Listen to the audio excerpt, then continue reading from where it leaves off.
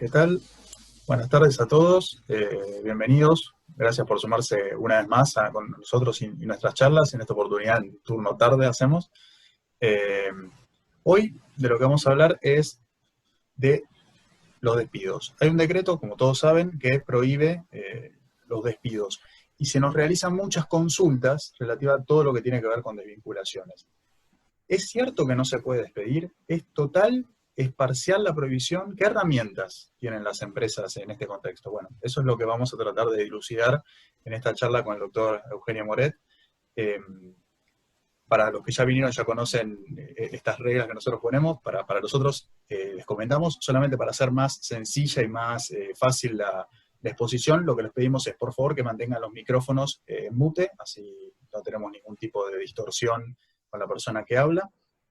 Una vez que termine la charla vamos a tener un tiempito para preguntas, consultas, para incluso que nos cuenten sus experiencias, y para eso lo que les vamos a pedir es que levanten la mano virtualmente. Esto lo pueden hacer, si ustedes van abajo tienen la opción de participantes, cuando tocan ahí hay un botoncito que tiene como 3 puntos suspensivos, y tocando ahí les aparece la opción para levantar la mano virtualmente. A nosotros acá nos va a aparecer la manito así levantada, así que una vez que termina la exposición vamos a ir habilitando el audio a las personas que quieran realizar consultas para que se puedan dar las respuestas que tienen que ir al caso.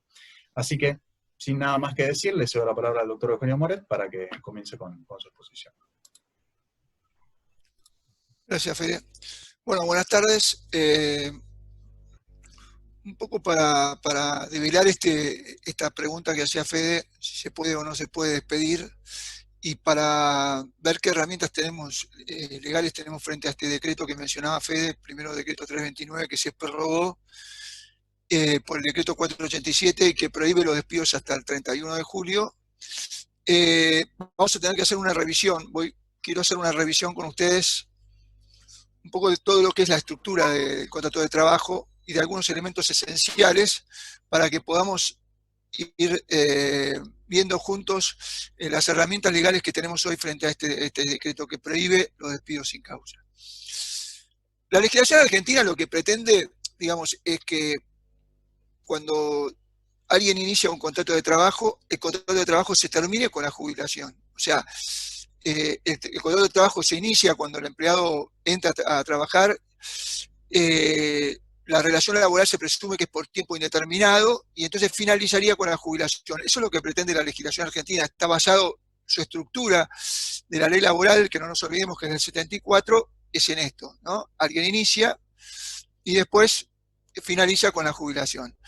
A esto se le suma, en los años 90, un principio nuevo que le pone el periodo prueba. O sea, que hay un periodo donde uno podría desvincular a los empleados, que es de 3 meses. A partir de ahí se consolida el contrato de tiempo indeterminado y sigue hasta la jubilación, ¿no? Esto es lo que pretende la ley, esto es lo que pretende la ley de contrato de trabajo. Así está, digamos, armado, está armado el contrato de trabajo. Y entonces, y acá hablamos de estabilidad propia. En el caso de los empleados públicos, uno entra a trabajar en un empleo público y no se va, salvo que lo hagan un sumario interno y lo echen con causa, o sea, que lo despidan por algún motivo razonable. Si no, no se va. No hay una forma de sacar un empleado público, no se le puede pagar una indemnización. En cambio, en los empleos con empresas particulares o privadas, que es el caso de nosotros, existe lo que se llama el despido sin causa. O sea, yo puedo indemnizar, yo pago una indemnización, reparo el daño que le estoy produciendo al empleado porque lo dejo sin trabajo. Por eso decimos, el trabajo inicia con el contrato de trabajo y finaliza, con la jubilación. Y si lo saco en el medio, o sea, si yo decido romper el contrato de trabajo, tengo que pagar una indemnización. Y eso se llama estabilidad impropia, ¿no? O sea, no tengo la estabilidad del empleado público, que no lo puedo sacar aunque pague lo que pague, y tengo una posibilidad de sacar pagando una indemnización. Eso es lo que se llama estabilidad impropia. El decreto 329, que fue el primero que estableció estableció la prohibición de despidos, dice que se prohíben los despidos y suspensiones sin causa. Por las causales, se prohíben los despidos sin causa y se despiden los despidos, porque vamos a hablar acá solamente de despidos, no de suspensiones. Entonces se prohíbe los despidos sin causa y se prohíbe los despidos por fuerza mayor o falta o disminución de trabajo no imputable al trabajador, que es lo que prevé el artículo 247, se prohíbe del 1 de abril al 30 de mayo. Y el decreto 487 del 20 prorrogó esto por 60 días más, o sea, hasta el 31 de julio. Seguramente esto se vuelve a prorrogar, pero esto es el decreto que lo que prohíbe el ejercicio de esa estabilidad impropia, o sea, de que yo puedo despedir y puedo pagar una indemnización. Y con eso te puedo reparar la pérdida de trabajo. Y, en definitiva, lo que está haciendo este decreto es convertir al empleo privado similar al empleo público, o sea, una estabilidad absoluta. Yo no te puedo despedir, salvo que tenga una causa o tenga una razón para despedirte, o tengo una injuria por la cual te puedo despedir, y que ya vamos a hablar de eso detenidamente.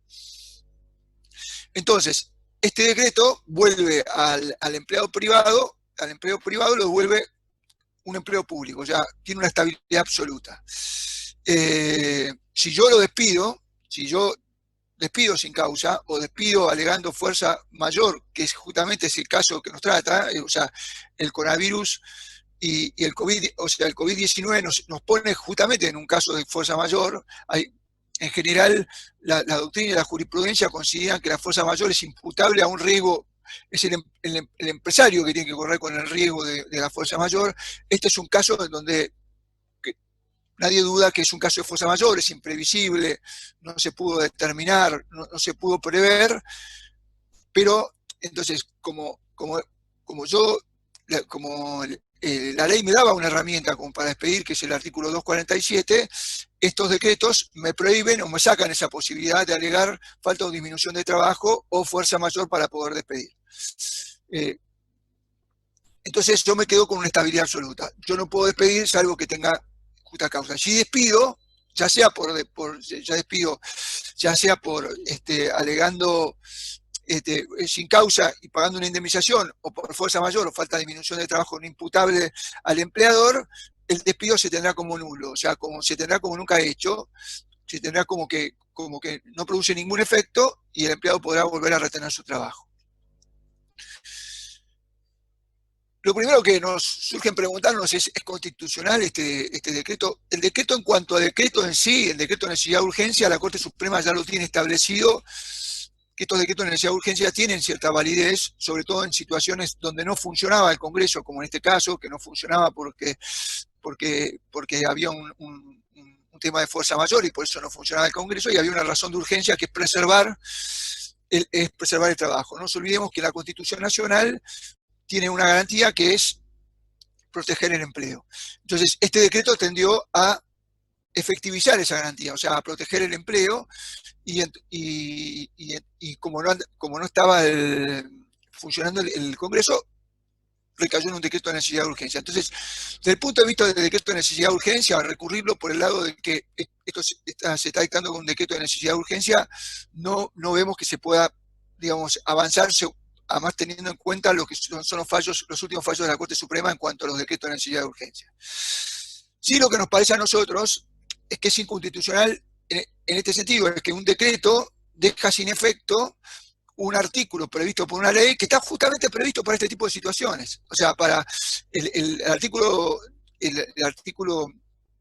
247 de la Ley de Contrato de Trabajo y los artículos 218 a 221 que hablan de las suspensiones por falta o disminución de trabajo, y el 247 de despido por falta o disminución de trabajo, estaban previstos por estas situaciones. Entonces, que un decreto justamente venga a impedirte ejercer una garantía que estaba prevista por esta ley, estaba previsto por la Ley de Contrato de Trabajo para este tipo de situaciones, para nosotros es inconstitucional. No obstante, no entendemos que va a ser difícil que algún juez o alguna cámara decrete la inconstitucionalidad de estos decretos.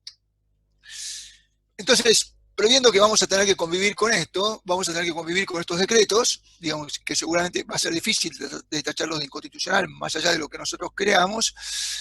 Entonces vamos a revisar, digamos, dónde nos deja parados estos decretos, ¿no?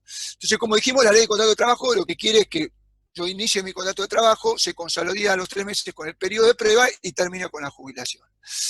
Entonces, el despido con causa está permitido, bajo este decreto, está permitido porque el despido con causa está basado en una injuria y ni siquiera el empleado público y además puede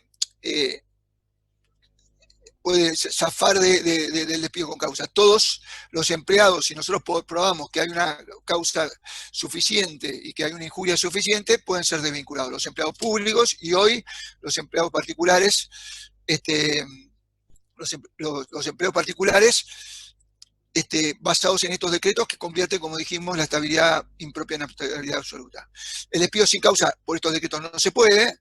El despido por fuerza mayor o disminución de trabajo no imputable al trabajador vimos que no se puede. El abandono de trabajo es un despido con causa. O sea, yo lo intimo al empleado porque no viene. Por supuesto, hoy tiene que ser actividades excepcionadas, que estén habilitadas para prestar servicios. Entonces yo lo intimo al empleado porque no viene. El empleado recibe el telegrama, pasan 48 horas, no me justifica, no justifica y no se presenta a trabajar y lo que considero incluso un abandono de trabajo es un despido con causa. Finalización del contrato de trabajo, de contrato a plazo fijo o eventual. Acá no estamos frente al principio de que no estamos frente al principio de que el contrato comienza en el periodo de prueba y finaliza con la jubilación, sino estamos frente a un contrato que por un motivo extraordinario se fijó un plazo. Entonces, si se fijó un plazo, ya no estamos hablando de un despido, sino estamos hablando de la finalización de un plazo. Y ahí claramente no está comprendido la finalización del contrato de plazo fijo en el decreto 329 y en el 487. El periodo de prueba es toda una incógnita para nosotros, no estaba comprendido, pero hoy se nos presenta una realidad que tenemos que analizar y lo vamos a analizar en su momento. Después viene la renuncia. Si el empleado quiere renunciar, está dentro de su voluntad y ahí nadie le puede prohibir ejercer su voluntad de renunciar. Después está el mutuo acuerdo, cuando el empleado y el empleador acordamos en finalizar la relación laboral y a esto le vamos a dedicar bastante tiempo, porque esta es una de las formas que vemos de finalización de la relación laboral. Después está la vinculación por incapacidad, cuando cuando el empleado tiene una incapacidad, ya sea parcial, y tiene una capacidad parcial, y yo no tengo tareas para darle para esa incapacidad parcial, porque de acuerdo a las tareas que él hace, o de acuerdo a las tareas que tiene la empresa, yo no tengo tareas para darle, o tiene una incapacidad total, o sea, más del 66% de incapacidad. Ahí yo tengo la posibilidad de vincular por el artículo 212 y tampoco entra dentro de estos decretos. Después, la quiebra del empleador, el fallecimiento del empleador o del empleado, la jubilación, como dijimos, y la falta de habilitación por exclusiva culpa del empleado. Esto que se ve poco es cuando, por ejemplo, el empleado tiene que tener una habilitación y porque no tiene su habilitación para hacer ese tipo de tareas, no está habilitado para prestar servicios, por ejemplo, tiene que tener un carnet de conductor profesional y no lo tiene, o tiene que tener un carnet para manejar determinadas cosas y no lo tiene, y no lo saca porque no quiere. Yo estoy habilitado para disolver la relación laboral. Y tampoco entra dentro de los decretos. Entonces, ¿qué es lo que prohíbe los decretos? El despido sin causa, lo que dijimos hoy, o sea, la posibilidad que yo le diga al empleado que se vaya y le pague una indemnización, reparándole el daño que le produzco, o sea, por el artículo 245, el despido que estaba previsto justamente para situaciones como la del COVID, que era despido por fuerza mayor o disminución de trabajo no imputable a la empresa, despido con causa, pero que no respeta los requisitos del despido con causa, con lo cual se transforma en un despido sin causa, y ahora vamos a ver claramente cuáles son esos requisitos, y la rescisión del periodo de prueba, que esto lo voy a comentar a continuación. El tema del periodo de prueba, nosotros estamos convencidos que el periodo de prueba es como dije, hasta los 3 meses no hay estabilidad impropia, o sea, yo no tengo que pagar una indemnización, yo puedo rescindir el periodo de prueba, tengo un periodo para probar si el empleado funciona o no, y el contrato de trabajo se consolida recién con los 3 meses. A partir de los 3 meses se consolida, y yo, si lo quiero desvincular, tengo que pagar una indemnización, o sea, tengo que pagar la indemnización del artículo 245, el preaviso, etc. Pero durante esos 3 meses yo no tengo que pagar nada. Ahora, ¿qué está pasando? Muchos de los empleados que están siendo desvinculados por periodos de prueba se están reinstalando con medidas cautelares. La primera de estos fallos que vemos acá en pantalla, Berna con Agrícola, Yori y Melissa con Adeco, Berna con Agrícola es de Mendoza, Yori con Adeco es de Santa Fe, Villalba con Proveedores La Estudiantil de La Plata y García Florencia contra Contacto Garantido, son 4 precedentes y seguramente hay más, que establecieron que el periodo de prueba no se puede ejercer, que el periodo de prueba también la rescisión por el periodo de prueba también está prohibida por los decretos 329 y 487. Para nosotros no es así, porque para nosotros lo que apunta el decreto es justamente a que no se pueda ejercer la estabilidad impropia, o sea que yo no pueda pagar una indemnización, pero el empleado todavía no había adquirido una estabilidad impropia, no tenía una estabilidad impropia hasta el periodo de prueba, el empleado todavía no había no había consolidado su relación de trabajo, entonces imponer la prohibición al periodo de prueba es decir que la estabilidad impropia o la imposibilidad de despedir la tengo desde el momento cero, lo cual no se compatibiliza con el artículo 92 bis de la Ley de Contrato de Trabajo, que además prevé, entre otras cosas, que yo durante el periodo de prueba yo podría rescindir de la relación laboral si está enfermo. Entonces, cuando yo tengo una relación laboral, yo si está enfermo no lo podría despedir, si lo despido, lo tendría que despedir con una multa que es la de la indemnización del artículo 213. Entonces, si yo no lo puedo despedir, si yo lo puedo despedir estando enfermo en el periodo de prueba, también lo podría despedir, digamos, porque no despedir, sino podría rescindir el vínculo, porque todavía el empleado no adquirió no adquirió esa estabilidad impropia, ese derecho a preservar ese derecho a que si lo desvinculo le tengo que pagar una indemnización. Entonces, pero bueno, hoy nosotros, la realidad, ¿cuál es? La realidad es que si vos despedís hoy a una persona con periodo de prueba, tenés muchas posibilidades que te lo reinstalen con una medida cautelar. Estos 4 precedentes son todos medidas cautelares donde reinstalaron personas despedidas en el periodo de prueba. Entonces, nuestra recomendación es no despedir en el periodo de prueba, porque si no vamos a tener reinstalación de un trabajador y no hay nada peor para recursos humanos que te reinstalen un empleado despedido. Entonces, digamos, vamos ahora a centrarnos en de lo que vimos, nos vamos a centrar en 2 alternativas, digamos, con la cual nuestro día a día trascienda. Nuestro día a día tiene contacto, que son el despido con causa, el mutuo acuerdo y la renuncia, ¿no? O sea, como tengo imposibilidad de despedir sin causa, vamos a analizar el despido con causa, vamos a analizar el mutuo acuerdo y vamos a analizar también un poco la renuncia. Porque el despido con causa, como vimos, no estaba comprendido en el artículo 2, en el decreto 487 y en el 329. Entonces, ¿qué es el despido con causa? El artículo 242 dice que el empleador podrá despedir con causa y sin pago de indemnización alguna en caso de que el empleado no observara las obligaciones que son inherentes por el contrato de trabajo y que su gravedad no consienta la prosecución de la relación laboral. Es importante que analicemos todos los requisitos del despido con causa, porque si el despido con causa está mal hecho, puede ser considerado un despido sin causa y lo pueden reincorporar. Entonces, hoy el problema de los despidos con causa es que si están mal hechos, ya no pierdo solamente un juicio, sino tengo la posibilidad de reincorporación o reinstalación, ¿no? Sobre todo en aquellos despidos con causa que son, digamos, que claramente no respetan los requisitos. ¿Cuáles son los requisitos de un despido con causa? Primero tengo que tener una justa causa de despido, ¿no?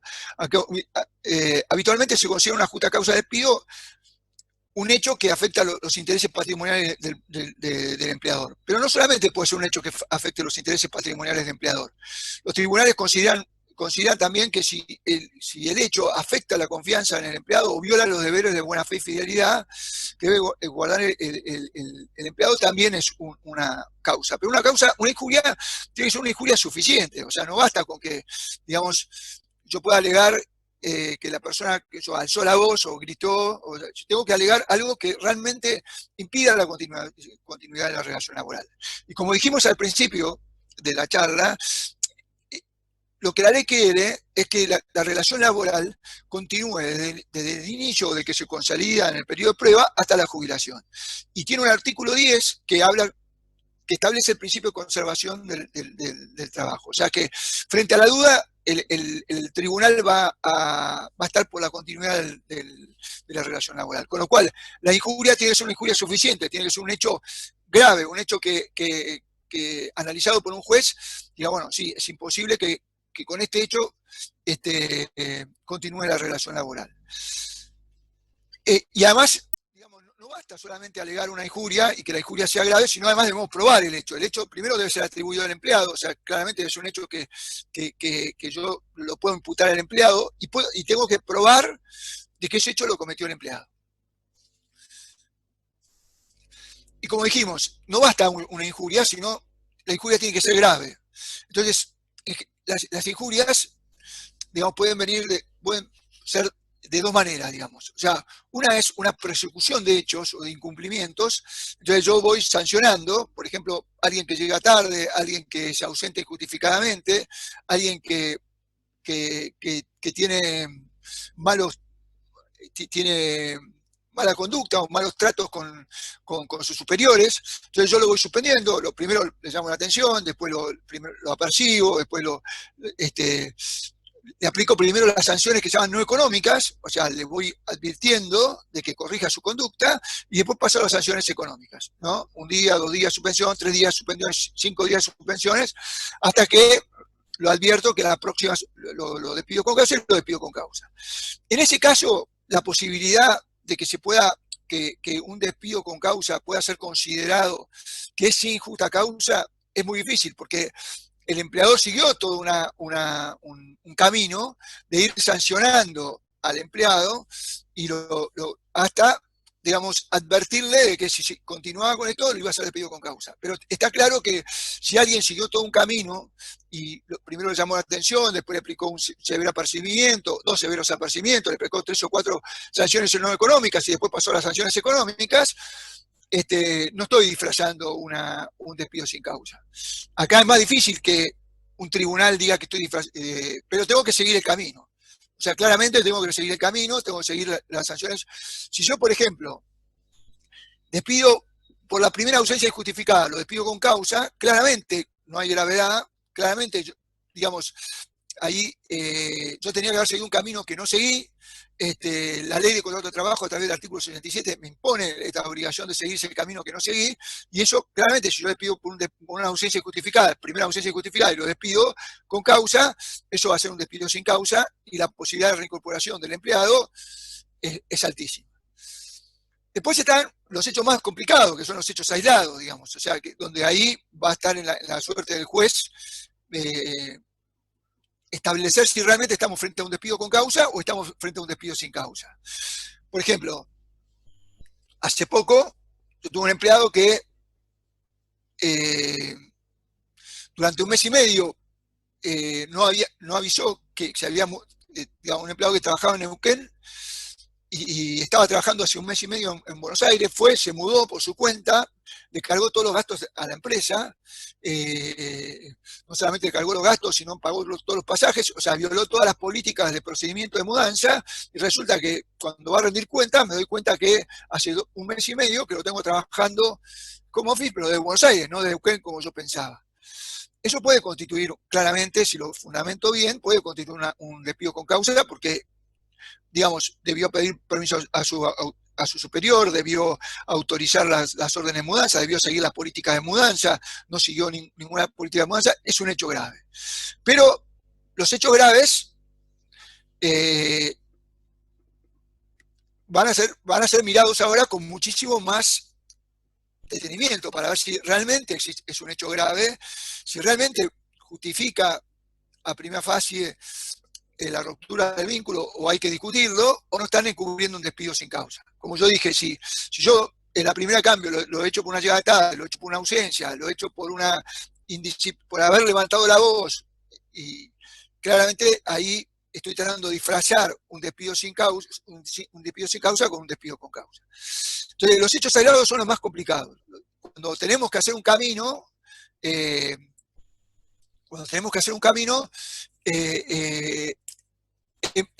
más difícil que la justicia me lo revierta. Otro tema importante, los requisitos y la contemporaneidad. O sea, si yo echo a alguien, lo tengo que echar por algo que ocurrió hace 3 días, 4 días, 5 días. Puedo echarlo a alguien por algo que ocurrió mucho antes, si eso recién llega a mi conocimiento ahora, o si hice un sumario interno y recién me doy cuenta de la culpabilidad de él. Ahora, por ejemplo, en épocas de crisis, como es la época del COVID, empiezan a surgir también muchas conductas complicadas, empiezan a surgir muchos fraudes, estafas,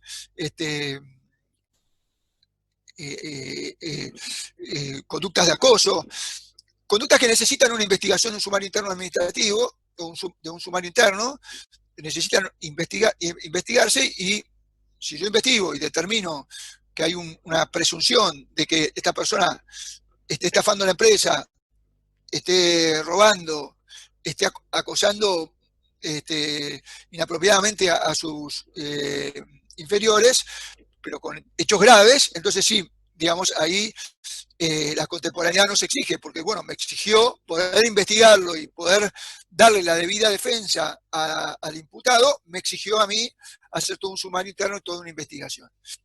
Entonces ahí, digamos, no necesito la contemporaneidad. Y otro hecho es, yo no puedo sancionar por una persona por un hecho y después por ese mismo hecho despedirlo. O sea, o lo despido o lo sanciono, digamos. O sea, y todos estos hechos tienen que ser notificados por escritos. Y lo que se notifique por escrito va a ser lo que se va a debatir en un tribunal. Si existió realmente justa causa o no, si existió justa causa o no, para excluirme de la suspensión de despidos sin justa causa que establece el decreto 487. Por eso la necesidad de fundamentar bien la causal de despido, establecer bien cuáles son los motivos, establecer bien la fecha y cumplir con todos los requisitos. Porque si yo no cumplo con alguno de estos requisitos, y el juez claramente lo determina, como por ejemplo la falta de contemporaneidad, la falta de gravedad del hecho, que el hecho claramente no surge como imputable al empleado, va a ser considerado un despido sin causa y me lo pueden reinstalar. Y la reinstalación tiene un efecto muy grave en la empresa, o sea, porque que vos despidas a alguien con causa y que te lo reinstalen como precedente para la disciplina de la empresa, es un precedente muy complicado. Entonces, nosotros en esto pedimos que, digamos, ser bien cautelosos, cumplir con todos los requisitos. Si es un hecho menor, bueno, ir sancionándolo hasta que llegue su momento y poder despedirlo. Si es un hecho más grande, describir bien el hecho y sobre todo describir por qué para nosotros es un hecho que no permite más la continuidad de la relación laboral. Porque acá este decreto 487 y el 329 arrojan una presunción como que si un despido con causa puede ser sin causa, digamos. Van a ser todos analizados bajo la posibilidad si se pueden reinstalar o no se pueden reinstalar. Ahí la necesidad de poder, que un despido con causa sea con causa, realmente lo sea, digamos, se cumpla con todos los requisitos.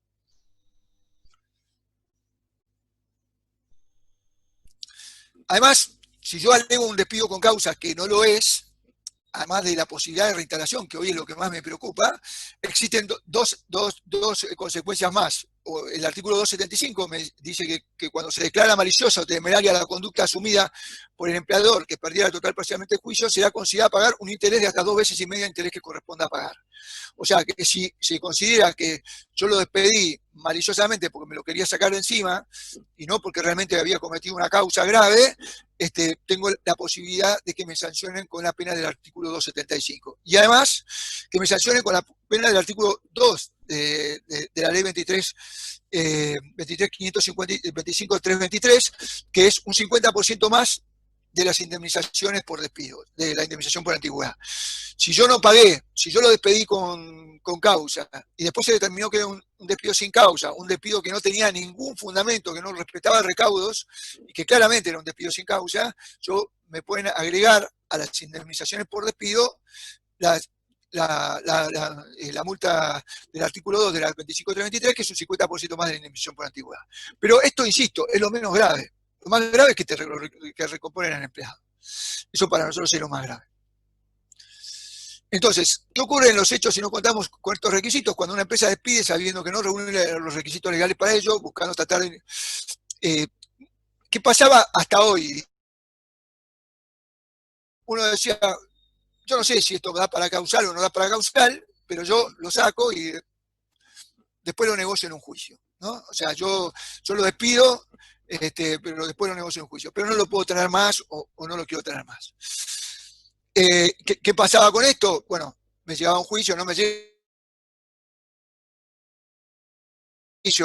Me reclaman seguramente otros créditos, hora extra, con lo cual cuando yo calculaba que lo que iba a estar discutiendo era la indemnización por antigüedad, estoy discutiendo mucho más porque el abogado que asesora al empleado está reclamando, o inventado o no, muchos créditos más que le suman, tipo horas extras, diferencias salariales, defectos de registración, todo lo que pueden subir más los abogados para que el juicio sea interesante. Entonces me encuentro con un juicio importante. Pero bueno, digamos, eso era una regla que muchos empleadores estaban dispuestos a asumir. Decía, bueno, yo sé que me voy a encontrar con un juicio más voluminoso, pero me lo saco encima, no lo tengo conmigo hoy. No lo tengo conmigo porque más allá de que esto pueda ser considerado por un juez justa causa o no, para mí sí lo es. Para mí lo es y yo no lo quiero tener más en mi dotación. Hoy esto hay que tener mucho cuidado porque si yo juego con esta premisa y no tengo bien fundamentado el despido, entonces el juez puede venir y decirme, no, esto es un despido sin causa y te lo reinstalo. Entonces, a la prohibición de despedir sin causa está la excepción del despido con causa, pero como dijimos, en el despido con causa, para que el despido sea con causa y no tenga la posibilidad de caer bajo la égida del decreto 487 o del decreto 487, tienen que seguir todos los recaudos legales. Justa causa, prueba, el empleado tiene que ser el culpable, contemporaneidad, todo lo que venimos hablando. Ahora vamos a hablar de otra alternativa, que es el mutuo acuerdo. O sea, el mutuo acuerdo, como dijimos, es una de las posibilidades. La renuncia y el mutuo acuerdo son dos alternativas que no están previstas, o sea, que no están contempladas en el artículo 487, en el decreto 487. Entonces, el mutuo acuerdo es la posibilidad que tengo yo con el empleado de disolver la relación laboral. Pero para preservar de que efectivamente esa voluntad sea así, requieren la ley de contrato de trabajo, en el artículo 241, requiere formalidades. Y la formalidad es que se haga por escritura pública, que se haga por Ministerio de Trabajo o que se haga ante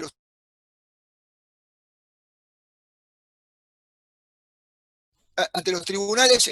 Es cuando se está discutiendo la relación laboral y se decide poner fin a la relación laboral en la discusión en una discusión en tribunales.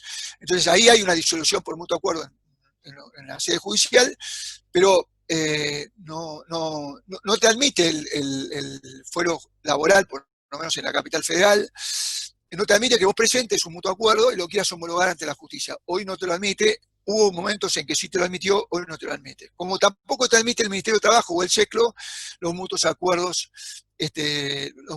porque sostienen que no hay una discusión de intereses, entonces ellos no pueden intervenir. Entonces el mutuo acuerdo hoy se puede instrumentar solamente ante escritura pública. O sea, es necesario para que el mutuo acuerdo sea válido hasta escritura pública. Así como la renuncia es necesario que sea, también tiene formas sin las cuales son nulas, que sea ante el correo o sea ante acta del Ministerio de Trabajo. La escritura pública requiere, el mutuo acuerdo requiere que sea ante escritura pública. No existe muchos requerimientos de cómo hay que hacer una desvinculación por mutuo acuerdo.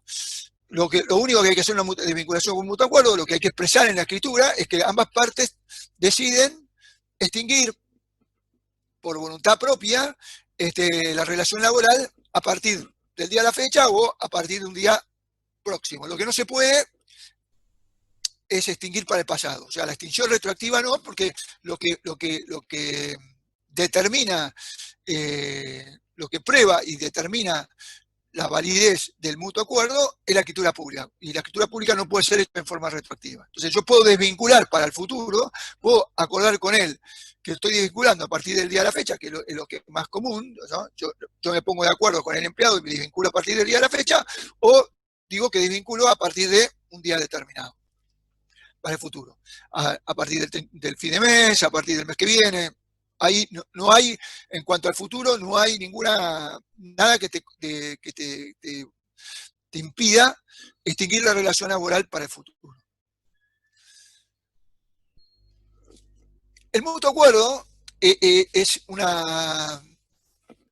El mutuo acuerdo es una figura que en tiempos normales, o sea, cuando no estaba la prohibición de despido, se usa mucho para desvincular personas donde puede haber alguna posibilidad de reincorporación también, o reinstalación, ¿no? Desvinculación de un empleado enfermo. Cuando yo desvinculaba a un empleado enfermo, en general nuestra recomendación era hacerlo por escritura pública, presentar el certificado médico que está dado de alta o el certificado médico que está en condiciones de firmar esa escritura.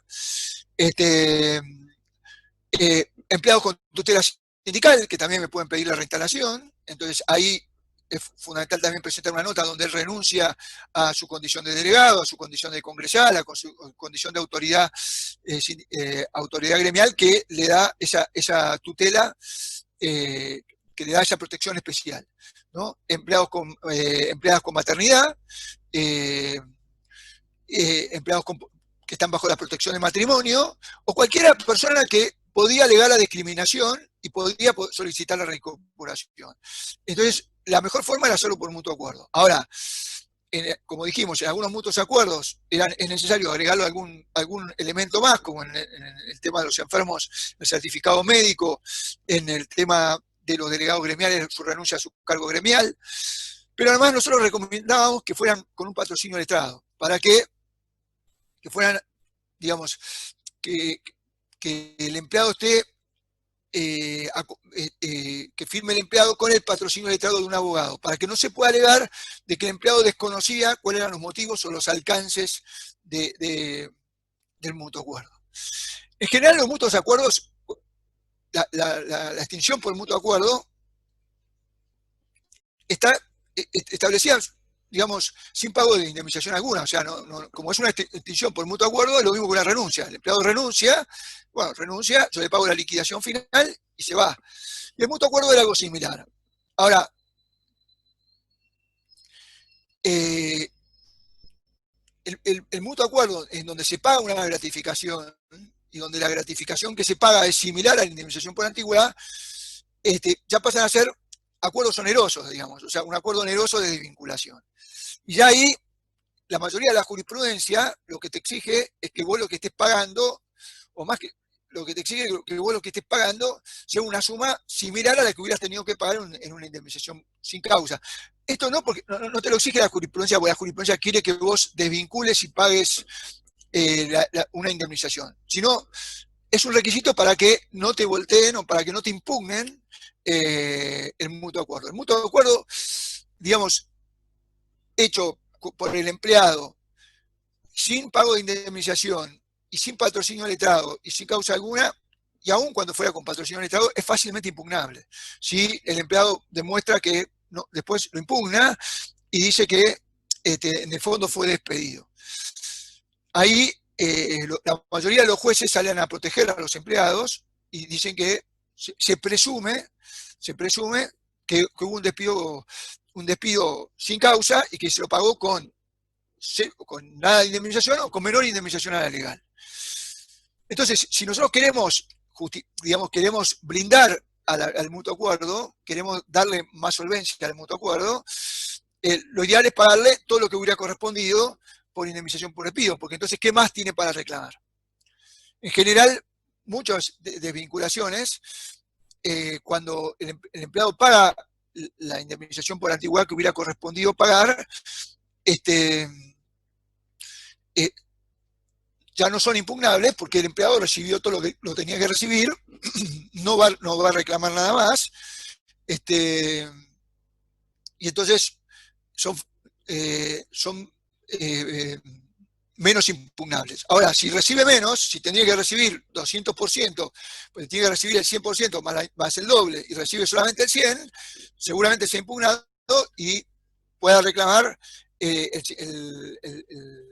100% que falta. Ahora, con el decreto 487, entonces el mutuo acuerdo se vuelve más frágil, porque acá, por ahí yo le pagué el doble, le pagué todo lo que le tenía que pagar, pero el empleado alega, digamos, que fue impulsado, fue obligado a desvincularse. Nosotros sabemos que el mutuo acuerdo, cuando nosotros al mutuo acuerdo oneroso le llamamos un despido consensuado, o sea, es una forma de materializar un despido consensuado. Yo quiero que un empleado se vaya, les pongo al empleado que quiero que se vaya por determinadas razones, porque no tengo más trabajo, porque se me acabó el contrato para el cual está trabajando, y llego con él a un acuerdo donde le pago todas las indemnizaciones de ley. Pero hoy, con el decreto 487, si el empleado se le ocurriera decir que no, que él fue obligado, por más que recibió el doble de las indemnizaciones, como lo que se está protegiendo es el empleo, podrían nulificar este mutuo acuerdo y obligármelo a reincorporar. Nosotros creemos que la verdad es que si el mutuo acuerdo le pagamos todas las indemnizaciones legales, y en este caso recomendaríamos ponerle un patrocinio letrado para poder defender de que el empleado sabía lo que estaba firmando, creemos que las posibilidades de impugnarlo son bajas. Pero hoy hay una posibilidad, son bajas porque, digamos, porque se hicieron con todas las formas legales, se le pagó todas las indemnizaciones legales, y seguramente el empleado no quiera, si firmó y está de acuerdo en firmar, raramente quiera, ¿para qué va a querer pedir la reinstalación? Pero si pide la reinstalación, la podría llegar a pedir, porque por ahí dice, bueno, quiero pedir la reinstalación porque me doy cuenta que me quedé con plata, pero me quedo sin trabajo y es peor quedarme sin trabajo, hoy la podría hacer. Nosotros queremos que si tiene el patrocinio letrado, si le pagan todas las indemnizaciones de ley, las posibilidades de que esto se revierta son menores, pero con el decreto 487 aumentan, son un poco mayores que las que había sin el decreto 487, porque esto va a ser analizado más con detalle. Si el empleado dice, bueno, yo también cobré todo lo que tenía que cobrar, pero me dejaron sin empleo y yo quiero tener empleo porque el decreto 487 me está protegiendo y me está dando una estabilidad absoluta. Entonces, como dijimos hasta ahora, hasta el decreto 487, los acuerdos, los mutuos acuerdos, se revisaban solamente se habían impugnaciones cuando se pagaba menos de lo legal. Cuando se pagaba lo legal o se pagaba más de lo legal, en general no había tantas sentencias en contra. Hoy, con el decreto 487, existe una alternativa de revisión mayor a la que había hasta este momento. Pero, insistimos, si tiene el patrocinio letrado, si le pagamos las indemnizaciones de ley, creemos que tiene una protección suficiente. Más que lo estamos desinteresando al empleado, y se supone que el empleado entonces no tendría por qué reclamar el trabajo porque fue él el que prestó su consentimiento. Más allá de que yo lo pueda haber presionado o forzado, si él acepta y firma con un escribano, y insistimos, sería bueno darle un patrocinio letrado, creemos que las alternativas o las chances de que esto se revierta son menores. Pero entonces, el mutuo acuerdo hoy es la única alternativa que nos da hoy la legislación para poder desvincular empleados. Esto de los despidos consensuados. O sea, hoy yo si quiero desvincular empleados, la única alternativa que tengo son los despidos consensuados. Entonces, si yo voy a sacarlo, si lo voy a sacar a través de un despido consensuado, le voy a tener que pagar las indemnizaciones de ley, que hoy son el doble de las indemnizaciones por despido, preaviso, piso, integración, sac sobre integración, voy a tener que pagar todo lo legal. Y bueno, y es importante ver 2 o 3 temas de los mutuos acuerdos. ¿Cómo funciona el impuesto a las ganancias? La resolución 72-02 de la FIP estableció que los mutuos acuerdos son, en el impuesto a las ganancias, es igual que la indemnización por antigüedad. O sea, no tributan hasta lo que no está grabado en impuesto a las ganancias, no tributan impuesto a las ganancias. O sea, la indemnización por antigüedad, en la parte que no está grabada, se asemeja a la gratificación por cese de un mutuo acuerdo. El artículo 47 de la ley 27430, de la ley de impuestos a las ganancias, estableció que para los directores y gerentes que ganaran más de 253.000 pesos y en lo que superara el fallo Bisotti, tributarían el impuesto a las ganancias. Y es lo mismo para la gratificación por cese. El artículo 47 dice que lo que se aplica para la indemnización por antigüedad se aplica para la gratificación por cese que estoy pagando en un mutuo acuerdo. Entonces, el empleado que es director o gerente que gana más de 253.000 pesos mensuales y que se le paga más, se paga más allá del fallo Bisotti, lo que excede el fallo Bisotti tributa impuestos a las ganancias, lo mismo que la gratificación por cese de un mutuo acuerdo. ¿Cuál es la gran contra del mutuo acuerdo? Es que no perciben el seguro de desempleo. Y no es un tema menor, porque más allá de que el seguro de desempleo te da te da la posibilidad de obtener de 6.000 a 10.000 pesos, si tengo una antigüedad de menos de un año, percibo 2 meses, entre un año y 2 meses, entre un año y 2 años, 4 meses, entre 2 años y 3 años, entre 2 años y 3 años, 8 meses, y más de 3 años, 12 meses. Además, me dan un 100% de la asignación de 1 a 4 meses, un 85% de 5 a 8 meses y un 70%. Pero la suma es importante, pero uno puede compensar con la gratificación por cese el seguro de desempleo. Es decir, bueno, yo te estoy dejando sin seguro de desempleo, en vez de que lo percibas mensualmente, lo percibes de una en la gratificación por cese. Que además se lo voy a pagar como gratificación por cese y en muchos de los casos tampoco va a tributar impuesto a las ganancias. Ahora, ¿cuál es el problema? El problema es que mientras perciben el seguro de desempleo tienen obra social. Y si yo no le doy una obra social aparte, y yo lo dejo sin seguro de desempleo, no va a tener obra social. Ese es hoy, digamos, el escollo más importante que tiene el mutuo acuerdo o el despido consensuado.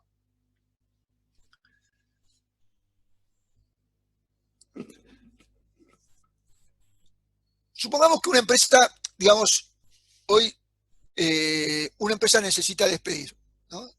Entonces necesita despedir porque se le terminó un proyecto,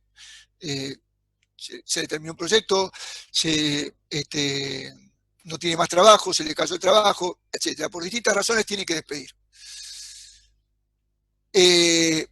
No puedo hacer despido sin causa, no puedo hacer despido por fuerza mayor, y despido con causa, no tengo despidos con causa, salvo que exista realmente una causa, como vimos hasta recién. Entonces, existe lo que se llama el retiro voluntario. El retiro voluntario no está legislado en la ley de contrato de trabajo. Sí hay hay una resolución que para empleo público lo establece, que es el decreto 2284/91, y lo que hacemos en empleo privado es copiar a lo que hacemos en el empleo público. Si es un retiro voluntario propiamente dicho, ¿qué tengo que hacer? Tengo que hacer un programa, decir que que abro un retiro voluntario para determinado sector, para toda la empresa, o para determinado sector, o para determinada área. Decir que, digamos, la fecha de vigencia, yo le tengo que poner una vigencia, bueno, lo abro tal fecha y lo termino tal fecha. En general, ¿cuál es el régimen? O sea, si la persona se acoge, ¿qué es lo que le voy a dar? ¿Qué le voy a pagar? Le voy a pagar, bueno, las indemnizaciones de ley, le voy a pagar algo más, le voy a dar una cobertura médica por X tiempo, le voy a dar un servicio de outplacement, lo que quisiera hacer para que el retiro voluntario sea más atractivo. Abro un registro, publico en cartelera que abro un retiro voluntario, digo dónde hay que anotarse, y abro un registro y anoto los retiros voluntarios. Y entonces ahí yo, cuando termino el retiro voluntario, la forma que yo más adecuada de extinguir una relación laboral proveniente de un retiro voluntario es el mutuo acuerdo, porque yo te abrí un retiro voluntario, vos aceptaste irte, y entonces es una voluntad concurrente es una voluntad concurrente de querer extinguir la relación laboral. Cuando los despidos sin causa no estaban prohibidos, nosotros en general hacíamos retiros voluntarios, y los retiros voluntarios los materializamos con despido y los llevamos a un ciclo para que los empleados pudieran gozar del seguro de desempleo y la obra social que tan importante es. Hoy no tengo esa alternativa, entonces cuando cierro un retiro voluntario, la única forma que tengo de hacerlo es instrumentarlo a través de un mutuo acuerdo. Nosotros lo que estamos haciendo en los retiros voluntarios, que se abren de acuerdo con el sindicato, porque el sindicato está de acuerdo en que nosotros, digamos, no podemos seguir con esa cantidad de personal, es que el mutuo acuerdo sea firmado por el abogado del sindicato. En general, el abogado del sindicato patrocina los mutuos acuerdos, que son productos de un retiro voluntario. Los retiros voluntarios nosotros los llamamos el retiro voluntario, digamos, esto es una clasificación propia, el retiro voluntario propiamente dicho, que es aquel que yo abro y se anota el que se anota, por ahí se van los que yo no quiero que se vayan, y no se van los que yo sí quiero que se vayan. Y después tenemos lo que se llama, como dijimos, el retiro voluntario, o el retiro, digamos, el retiro dirigido, que es el retiro que abro un retiro voluntario, pero voy dirigido a determinados empleados que quiero que se vayan. Entonces ese es el despido, el famoso despido consensuado de que hablábamos recién, donde yo llego a un acuerdo con el empleado y celebro un mutuo acuerdo.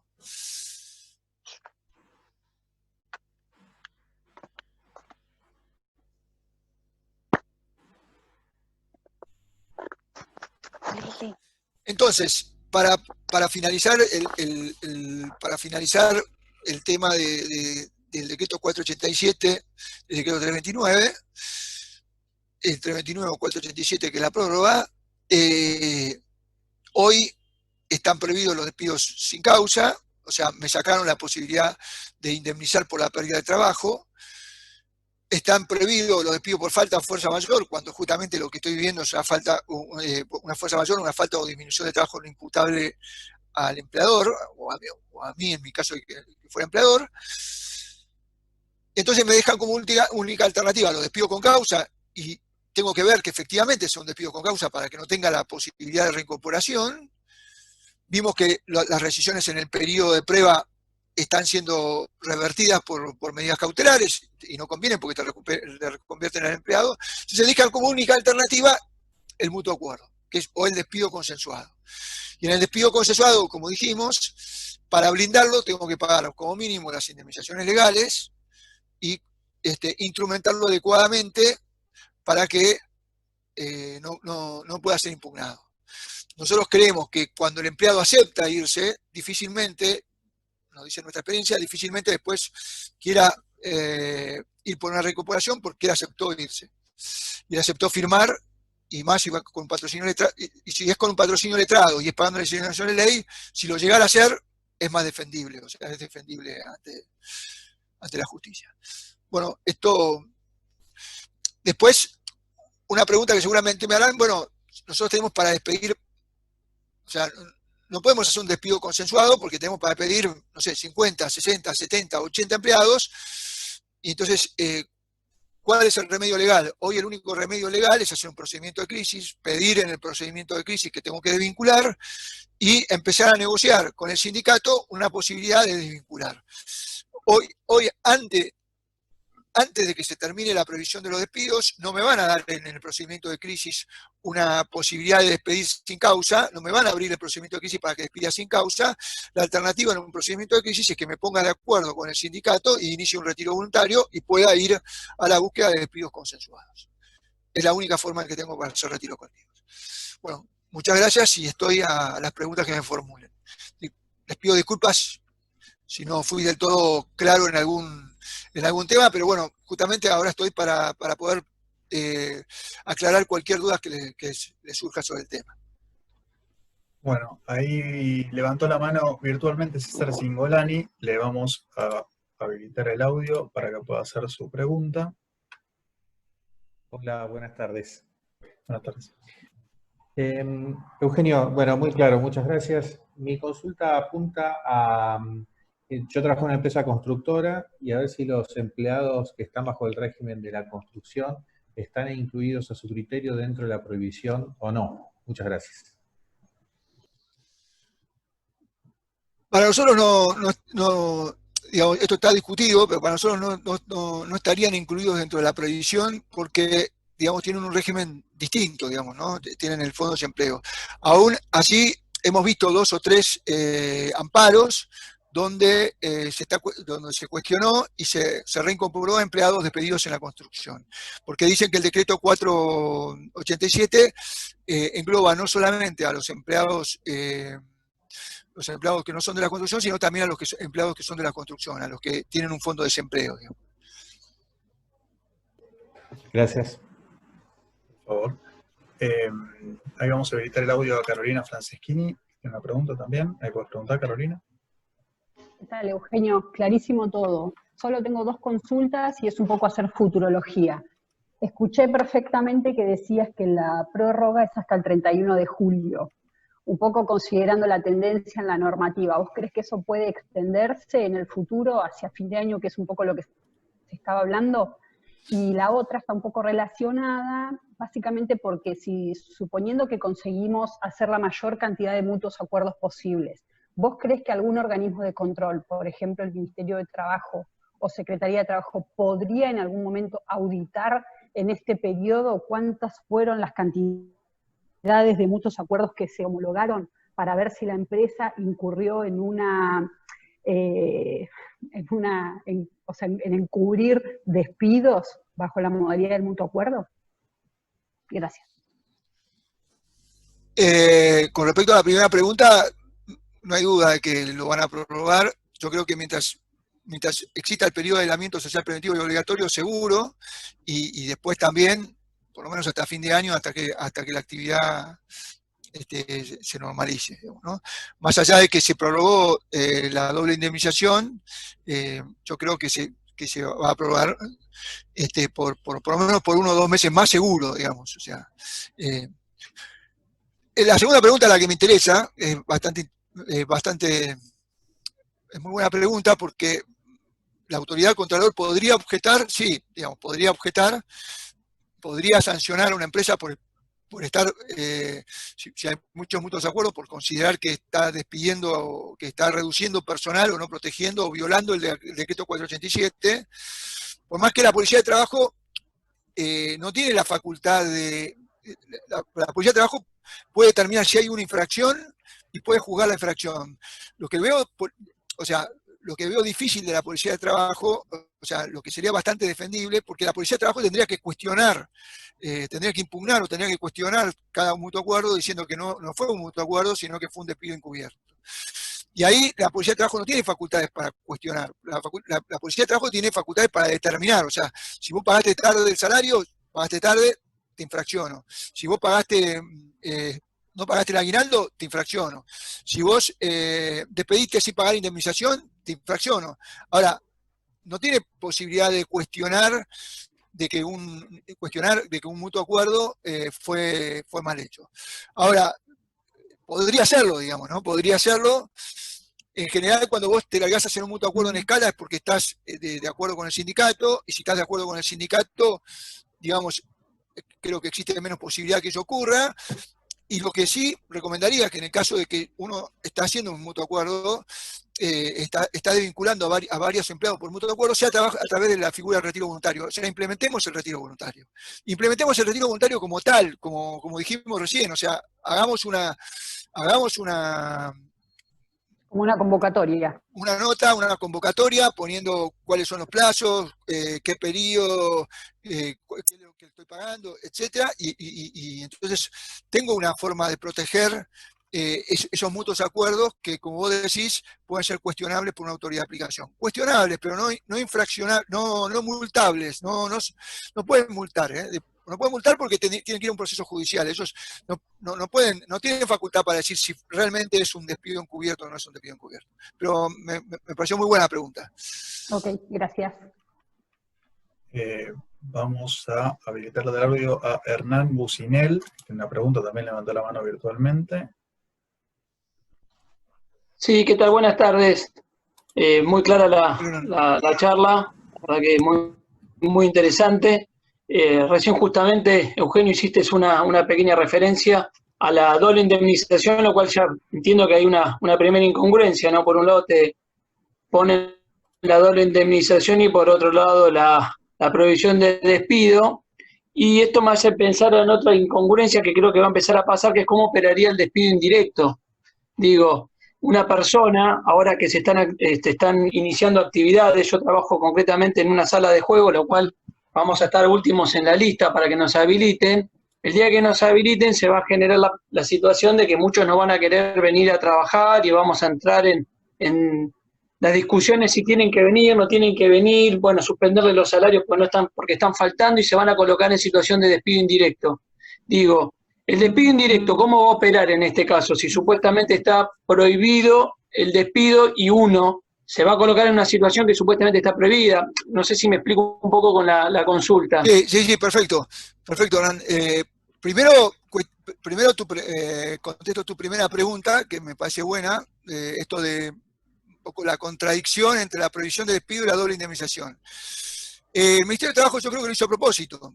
Y lo hizo a propósito por esto, porque saben que está el mutuo acuerdo y que hay despidos consensuados. Entonces, quieren establecer una pauta, digamos. Quieren decir, bueno, el despido, si hoy sacás por despido consensuado, no podés bajar de la doble indemnización. ¿Y se basan en qué?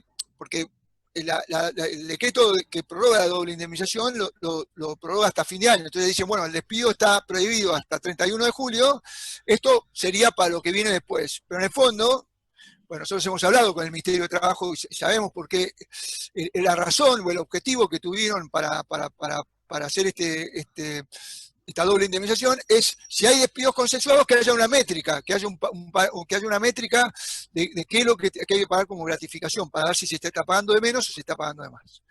Eso por un lado. Por el otro lado, me hablabas del despido indirecto. El despido indirecto es un despido con causa, digamos, donde está fundamentado en una decisión del propio empleado, de considerarse injuriado y agraviado y considerarse despedido, con lo cual no está alcanzado por el decreto 487, y la verdad que, bueno, si alguien necesita desvincular personal, lo mejor que le puede pasar es el despido indirecto, porque el despido indirecto el empleado no me lo va a cuestionar. El despido directo, el despido con causa sí me lo va a cuestionar, me lo puede cuestionar, inclusive me puede decir que no tiene requisitos, me puede pedir la recuperación, pero un despido que él mismo dice que se siente injuriado, es un despido que va a tribunales y que no me pueden reincorporar Entonces, no está contemplado en el decreto 487, no lo prohíben el despido indirecto, y la verdad, si yo necesito desvincular personal, es lo que más me asegura de que no me va a pedir la reinstalación. Muchas gracias. Gracias a vos, Hernán. Le habilitamos el audio a Paula Figueira.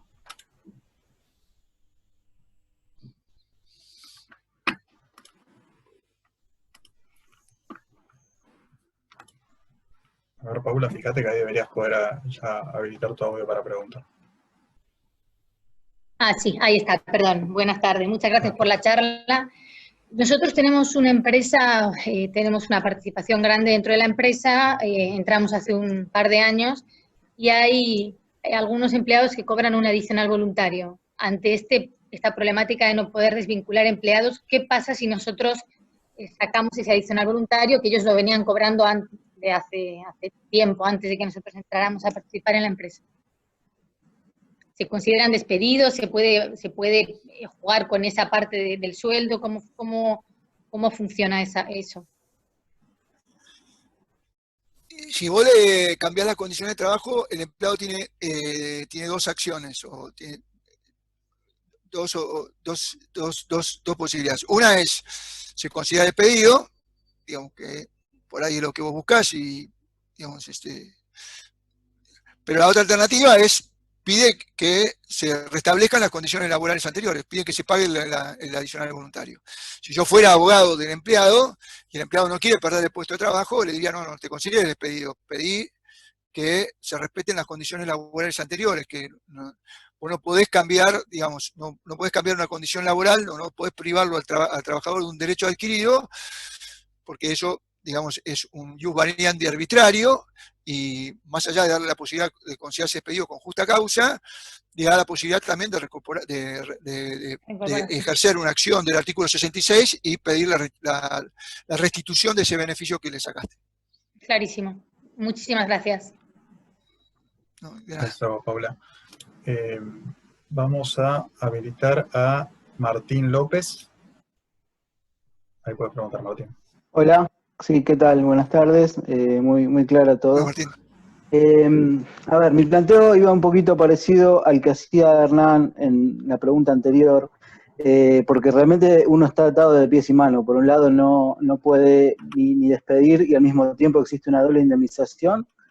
Y según lo que comentabas, Eugenio, pareciera ser, porque ante la posibilidad del mutuo acuerdo o los retiros voluntarios en un contexto donde el desempleo se prevé que va a llegar a niveles muy altos, la verdad que resulta poco atractivo poder ofrecer o que los empleados acepten un programa de retiro voluntario. Entonces, la otra alternativa sería el procedimiento preventivo de crisis, pero también es necesario un acuerdo con el sindicato, como que realmente no hay demasiadas alternativas. Saliendo del fuero laboral, ¿no? Yo pensando ya, diciendo, bueno, los empleados se colocan en una situación de despido indirecto, por falta de pago de remuneraciones y demás, bueno, una especie de hasta quizás un concurso, ¿no? Para poder lograr una negociación o un poquito más objetiva de acuerdo a los recursos que tiene la empresa, porque realmente se está ante una situación donde no se va a poder hacer frente a los costos que uno tiene y el Estado no le permite muchas alternativas tampoco al empleador. ¿Hay alguna especie de alternativas por fuera quizás del fuero laboral ya, no?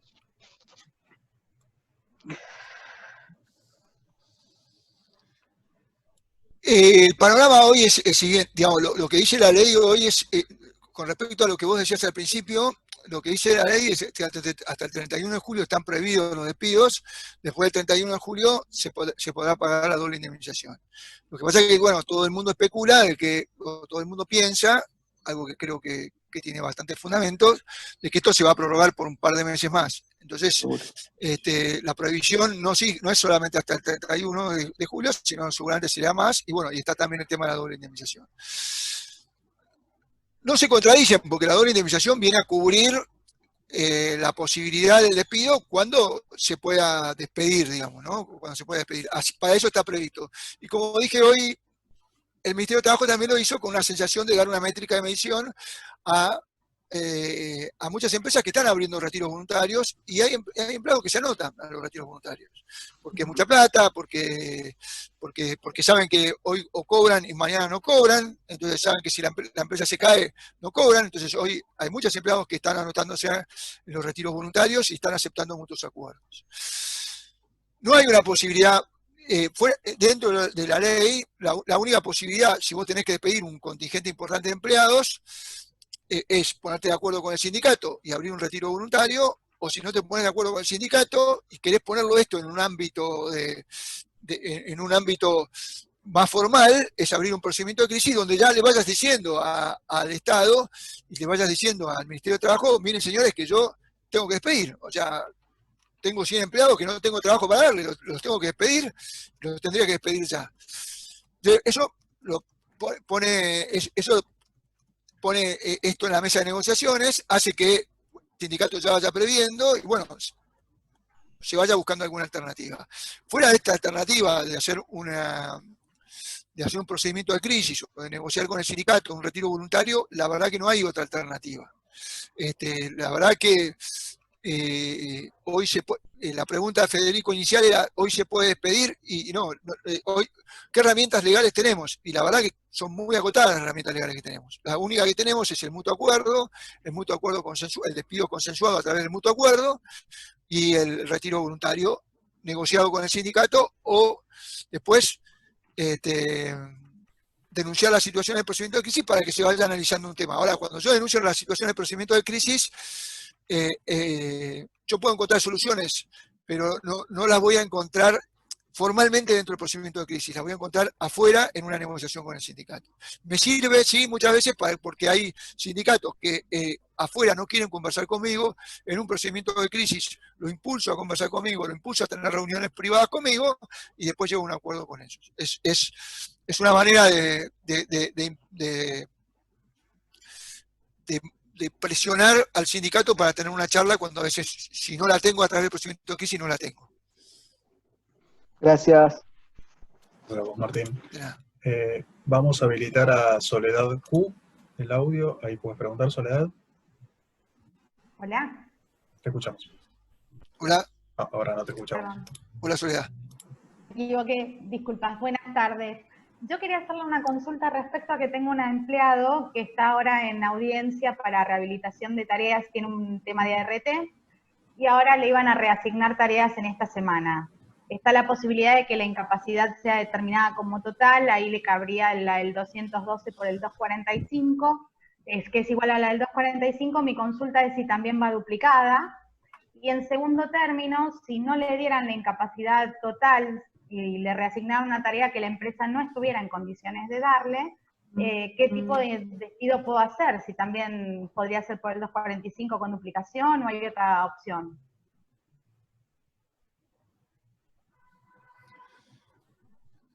Si el empleado tiene esta incapacidad total, que quiere decir que tiene más del 66% de incapacidad y no puede trabajar, entonces lo puede sacar por el 212, cuarto párrafo, pagándole nada más que la indemnización del 245. No necesitas, no es una duplicación, porque la indemnización del 212, fíjate que tiene una particularidad muy especial, digamos, no es como la del 245. El 245 yo lo despido, entonces yo le pago un resarcimiento porque lo estoy privando sin una fuente de trabajo. O sea, lo que le estoy indemnizando por sacarle el trabajo.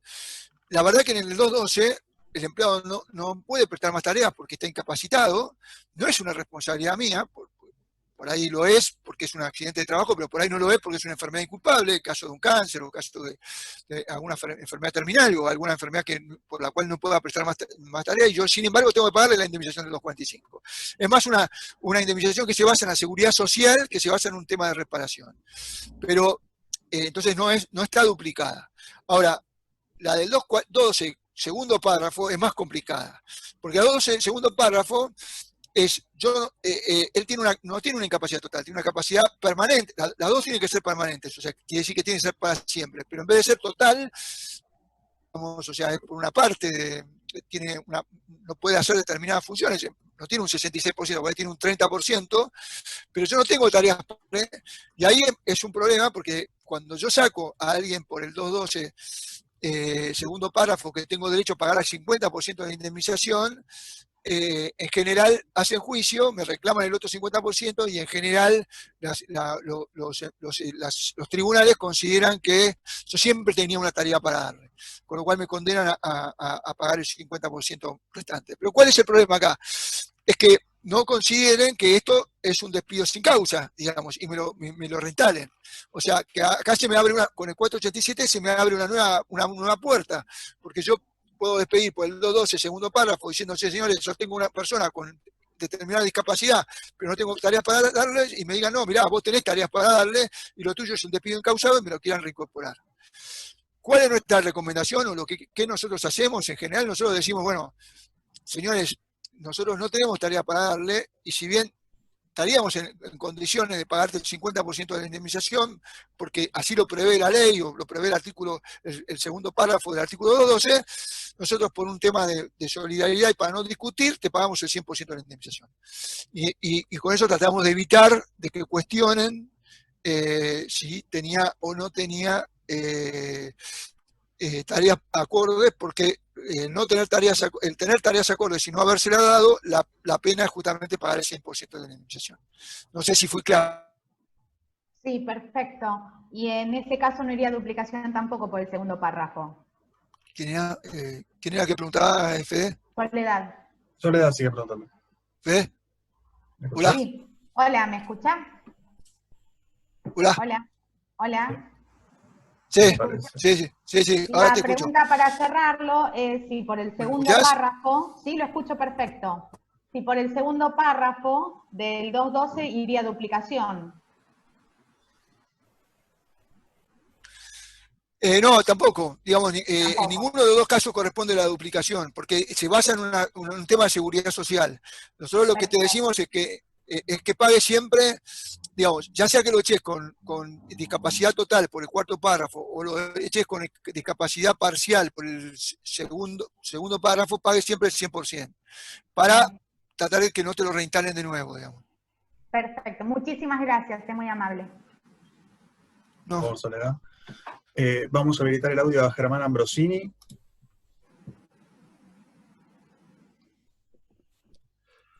Eugenio, buenas tardes, ¿cómo estás?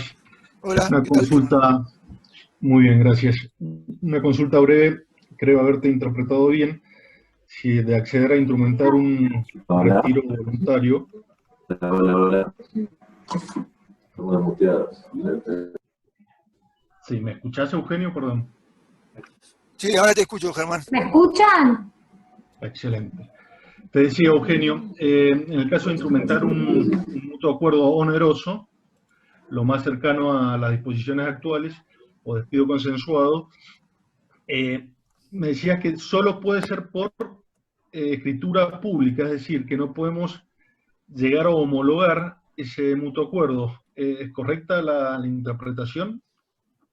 Es correcta, digamos, o sea, hoy, digamos, para que el mutuo acuerdo sea válido, tiene que ser o por acta en el Ministerio de Trabajo, o por escritura pública, o por acta judicial.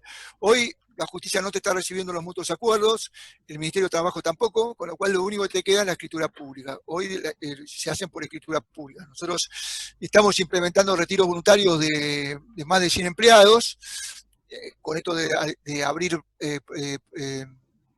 con esto de abrir retiros voluntarios estamos, instrumentando mutuos acuerdos de más de 100 empleados y los hacemos por escritura pública. Y, como te dije la vez pasada, si lo queremos blindar un poco más, como te dije recién un poco antes, a veces hacemos participar al abogado del sindicato, lo cual le pagamos los honorarios correspondientes y participa y patrocina al empleado para que ese despido no pueda ser cuestionado. Clarísimo. ¿Digo claro, Germán? Clarísimo. Bueno. Muchísimas gracias. De nada. Voy a habilitar el audio a Damián Obremski, que había consultado para hacer una pregunta.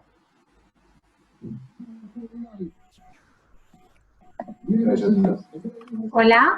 Sí, ahí te estamos escuchando. Hola, ¿qué tal? La consulta que quería hacer es, en nuestro caso somos una empresa de sistemas, no tenemos convenio colectivo y tenemos un vendedor que está desde su casa, que podría trabajar y no está trabajando, manda un mail por semana.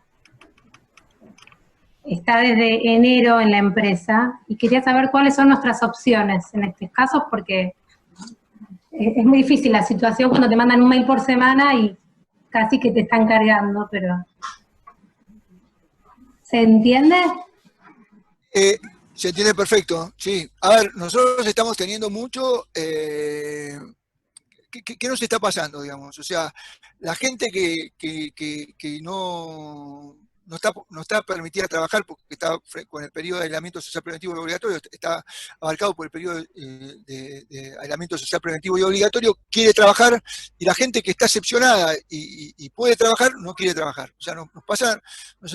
Realmente es eso lo que nos está pasando, digamos. Entonces, la gente que está excepcionada y puede trabajar y no lo hace, nosotros tenemos todo el régimen disciplinario a nuestro favor. O sea, primero tendremos que sancionar, aplicar una sanción, aplicarle un llamado de atención, después aplicar un día de suspensión, 3 días, 5 días, 7 días y despedirlo con causa. Si en el caso que vos me decís que manda un mail por día, yo quiero sacar el abandono, el problema es que no voy a tener seguramente, cuando le llegue la intimación por abandono, me va a decir que no, que está trabajando. y el abandono ahí va a ser más cuestionable. Yo lo veo más por el camino de ir sancionándolo, de ir aplicándole la sanción disciplinaria que van correspondiendo, o sea, primero un llamado de atención, un apercibimiento, 1 día, 3 días, 5 días, esperar y después decir, bueno, la próxima que no te conectes o no te conectes en los turnos que te tenés que conectar, te vamos a despedir y despedirlo con causa. Nos parece que esa es la forma más segura, más que un abandono de trabajo. Pero esto de tema de abandono versus ir sancionando es un tema que se nos presenta todos los días, digamos, o sea, porque hay veces que... ¿Y no pagar el sueldo? Sí, si esa ausencia es injustificada, digamos, podés considerarlo como una ausencia injustificada y no pagarle el sueldo buscando de que él se considere despedida. Esa es otra alternativa que nosotros también usamos bastante. ¿Sí? Claro, es muy complicado. Yo haría las dos, ¿eh? Yo haría las dos. Yo le descontaría el sueldo por ausencia injustificada y también lo sancionaría. Perfecto, muy claro. Muchas gracias por la charla. No, de nada. Hago una pregunta que ahí está consultando Carlos Montaldo en el chat, que dice, ¿qué pasa cuando uno convoca a una trabajadora en esta etapa de cuarentena a trabajar y se niega a concurrir porque ambos cónyuges trabajan y aduce que al no haber clases no puede dejar a su hijo? ¿Es justificación para despido?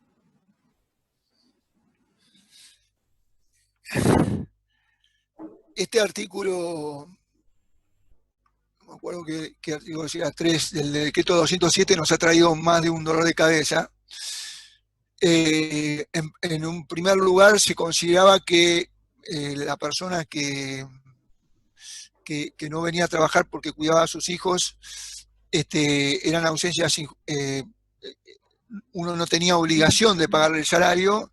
Después en diversos amparos, salió sobre todo un amparo, no recuerdo el nombre, estableció que no, que debía pagarse el salario, claramente estableció que era una ausencia justificada. Pero el decreto dice claramente que lo tiene que compartir con el marido, con lo cual, digamos, si yo tengo en un periodo de una semana, él tendría que trabajar 3 días sí, o 3 días no, 3 días sí, 2 días no, la otra semana tendría que trabajar, o sea, tendría que trabajar mitad y mitad, no tendría por qué caerme en mi caso toda la responsabilidad.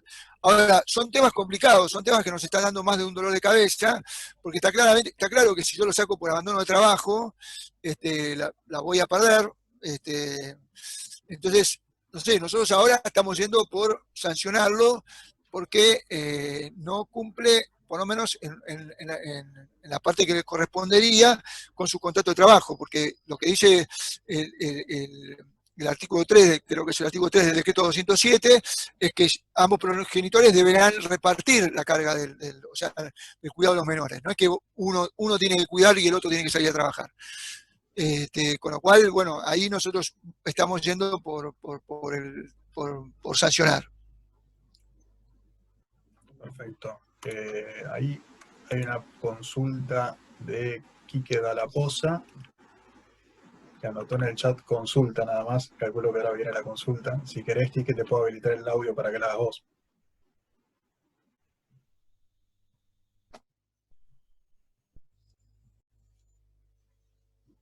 Hola, buenas tardes.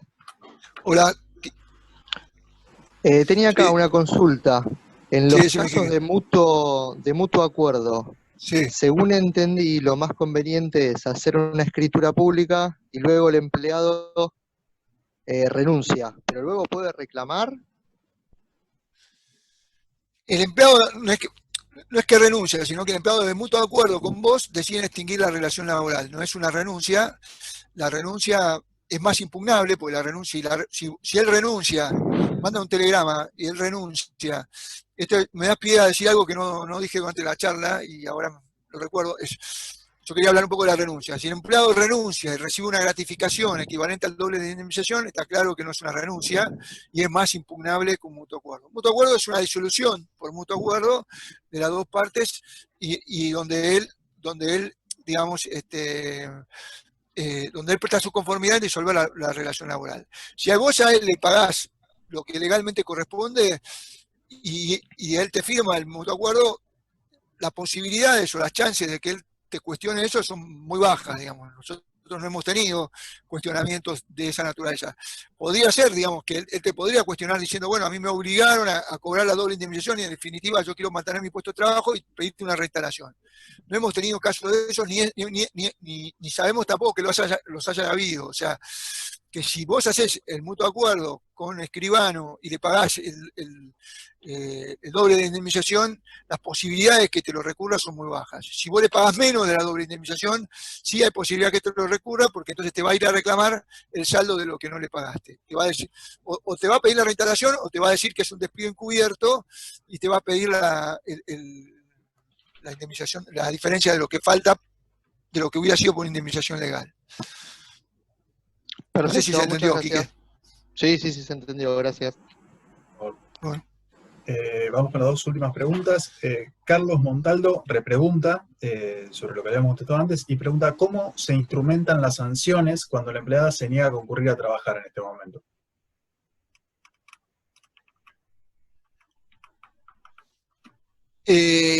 Lamentablemente por carta de documento, sé que es un engorro la carta de documento, pero bueno, los correos están abiertos en un horario más reducido, creo que de 10 a 3, pero bueno, lo ideal es por carta de documento. Los mails, tenemos nuestras dudas si lo van a aceptar el día de mañana o no, dado que existen los correos. El problema es que existen los correos. En una época no había correos, bueno, el mail sería la única alternativa para sancionar.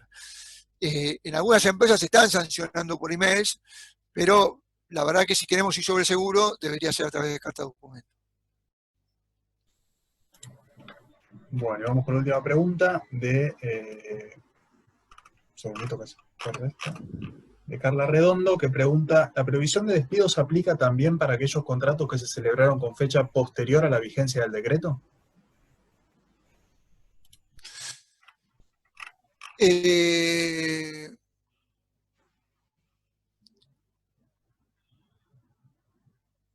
Sí, buena pregunta. Yo creo que sí, digamos, porque lo que, digamos, la recomendación es, si yo contrato a alguien con posterioridad a la fecha del decreto, si yo contrato a alguien de ahora en más, lo ideal es contratarlo a plazo fijo, eventual, para que no caiga dentro de la provisión. La doble indemnización no rige para los que están contratados con posterioridad a la doble indemnización, pero para mí la previsión de despido sí rige para los que están contratados con posterioridad al decreto. Es una buena pregunta. Bueno, perfecto. A los que preguntaron, vamos a estar enviando por mail el PowerPoint como para que lo tengan de referencia. También les vamos a estar enviando la dirección de nuestro blog y de nuestro reciente canal de YouTube.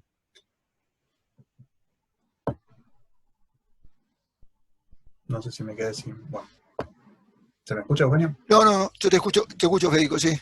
Te escucho, Fede. Te cedo la palabra, que estoy con problemas técnicos. Bueno, les agradezco a todos mucho la participación. Espero haber sido claro. No es un tema fácil, no es un tema sencillo. Sé que varios preguntan, bueno, pero en definitiva no hay muchas herramientas legales. No, en verdad no las hay. Tratamos de mencionar las que las hay y las que estamos recurriendo en el día a día con las empresas clientes o las empresas, con las empresas que son nuestros clientes, y nuestra experiencia y la experiencia de otros profesionales que sabemos que también están haciendo lo mismo, pero no hay muchas herramientas legales. No es que yo tengo otra alternativa para sortear el despido sin causa, justamente porque lo que se busca es que no las tenga, no haya otra alternativa. Pero bueno, lo que se está haciendo es el mutuo acuerdo, es lo que más o menos tratamos de explicar. El mutuo acuerdo cuando son masivos a través de un retiro voluntario, y cuando no, a través de, mutuos acuerdos consensuados o despidos consensuados. Eso es lo que hay. Hay muchos que también hacen lo mismo, pero en vez de que hagan mutuo acuerdo, hacen la renuncia. Para nosotros la renuncia con un pago de una gratificación importante es más volteable o es más cuestionable o impugnable con mutuo acuerdo. Y si tenemos un problema en escala, lo que recomendamos es un procedimiento de crisis. Nosotros ya dimos una charla sobre el procedimiento de crisis. Creemos que el procedimiento de crisis es lo más recomendable para ir a poner esto en en el conocimiento de la autoridad de aplicación del Ministerio de Trabajo y buscar también, muchas veces el Estado te da otras soluciones o te ayuda con algunas soluciones financieras o te va buscando soluciones, pero lo más importante es que yo ya pongo a la autoridad de aplicación y al sindicato en conocimiento de lo que me está pasando y no pueden después de 2 meses decirme, no, pero pará, yo recién me entero y empezar recién el proceso cuando gano tiempo, digamos, con la tasa de procedimiento de crisis. Bueno, muchas gracias y los esperamos en la próxima convocatoria. De hecho, dicho sea de paso, el viernes estamos convocando a otra, a otra charla que va a ser dada por un especialista en medicina laboral y en protocolos, y que vamos a hablar de todo el tema de protocolos, porque bueno, nuestra preocupación hoy es de que todas las empresas que estén funcionando tengan los protocolos en debida forma, para que si hay un caso de coronavirus, que lo pueda haber debido a que se están incrementando los casos, podamos seguir funcionando sin necesidad de tener que paralizar toda la empresa. Así que creemos que la reunión del viernes con Cintia Rosenblit va a ser una reunión que no hay que perdérsela. Muchas gracias.